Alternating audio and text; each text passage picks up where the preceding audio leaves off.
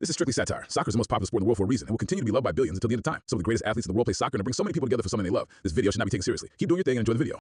Soccer is tough to watch. That may be a subjective thing to say, but apparently I'm not alone, at least in the United States. While soccer is easily the most popular sport in the world, we in the US don't seem to have jumped on the bandwagon. And while I am quick to point out that the United States has many flaws, one thing we do better than the rest of the world is mostly ignore soccer. We don't even allow it to be called by its real and far more sensible name, football. To us, it makes more sense to call a sport played primarily with our hands football, and a sport played nearly entirely with the feet a made-up word that I'm pretty sure was invented during a game of Scrabble. As far as the world of sports goes, soccer is perfect for people that have extreme patience and terrible for people that have a brain. But I truly believe it's like 3 rule changes away from actually being entertaining.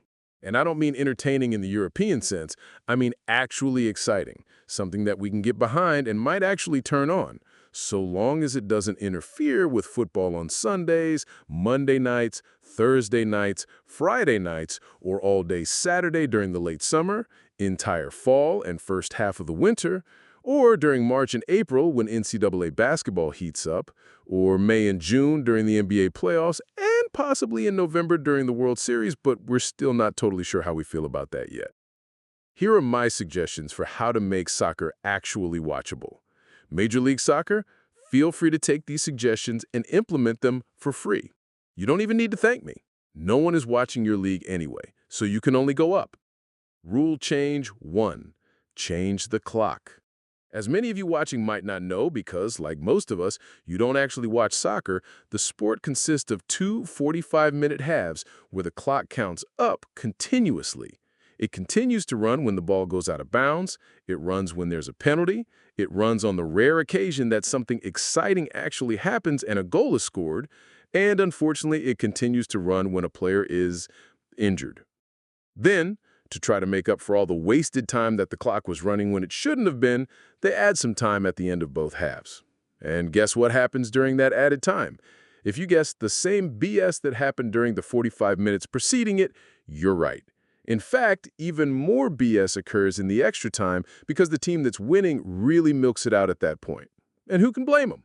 They're just capitalizing on the dumbest clock format in sports. Don't hate the player, hate the game.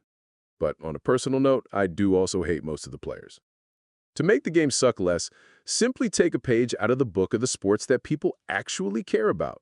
Have the clock count down both halves, stop the clock when the ball goes out of bounds, when there's a penalty, and of course when someone is injured. Then, when time runs out, that's just the end of the half or game. There would be no incentive to be injured because it wouldn't give you any advantage. Trim those halves down to 30 minutes each, allow the clock to stop when it makes sense, and I guarantee you that alone will make the game infinitely more watchable. Rule change 2, eliminate the offsides rule. For those who don't understand how offsides works in soccer, it's basically supposed to prevent attacking players from gaining an unfair advantage by loitering near the opponent's goal, better known as cherry picking.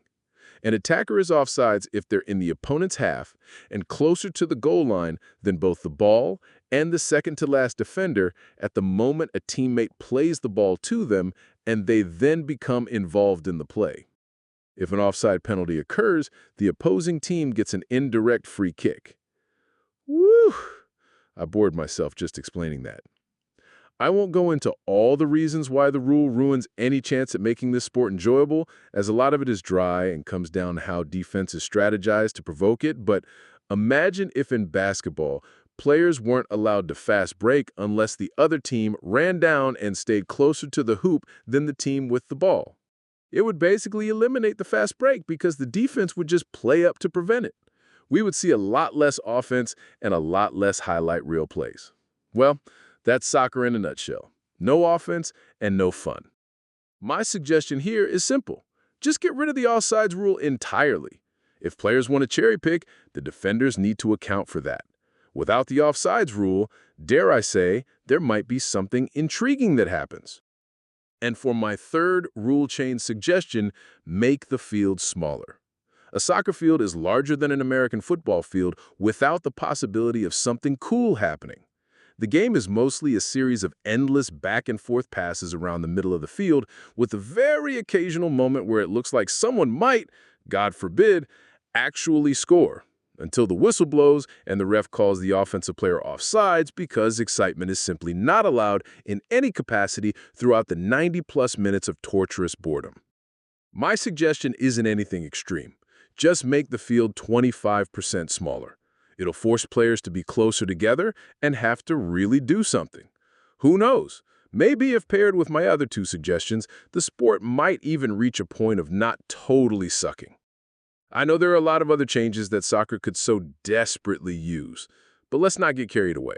If we can just start with these three and see where they take us, maybe there's still hope. You're welcome.